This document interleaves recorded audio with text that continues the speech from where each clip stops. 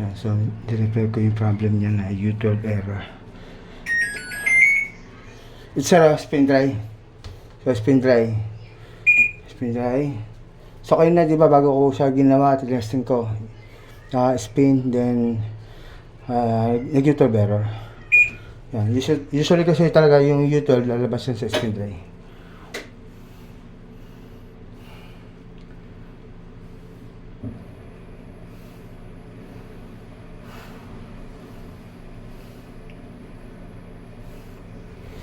Yan, so umikot na spin.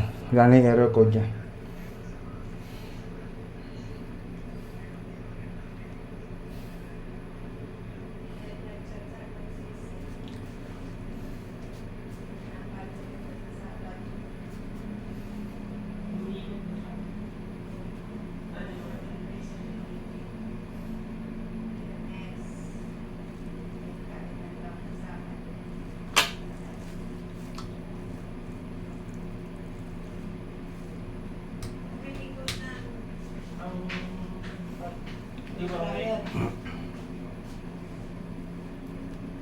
Umikot na po siya. Nawala na po yung error code.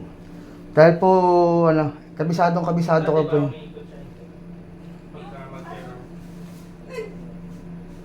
Pag magde-drain na nga siya, ano na siya ang error na yan.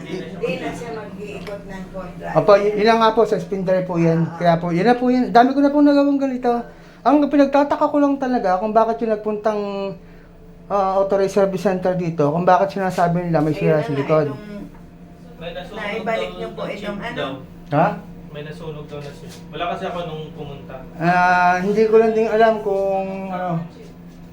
Doon sa panel sa likod, may sunog daw. Hindi ko lang din alam kung talagang magaling ba yung tumingin. Kaya nagtataka ako. Sa Panasonic na po yun, technician na Ako po ay sila. 4 na taon sa Panasonic, 2000 to 2004.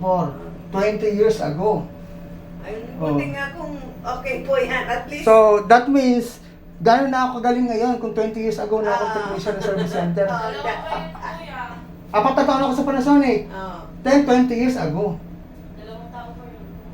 Dalawang tao pa sila, alalay. May pinalitan ka kuya, wala? Ang babayaran mo sa akin dito yung aking 30 years experience. Tsaka, maniwala ka sa akin. Hindi yung lead sensor, hindi niya din pinalitan. Maniwala ka sa akin kung yung board na yun ay may sira at pinabili ka, 7,000 yun. Ayun na nga. Kaya nga, mahirap kasi kapag ang nakakuha mong technician ng uhula. Kasi hindi naman kasi porky siya ay technician ng authorized service center ay magaling siya, hindi. Lalo kung bagito yung napadala sa'yo. Mga bagito, Oo, bagito nga. ganun yun. Ako, graduate din ako ng electronics engineering. Dati ako nagtuturo sa kolehiyo. Mas mataas lang ako dito sa pag-repair.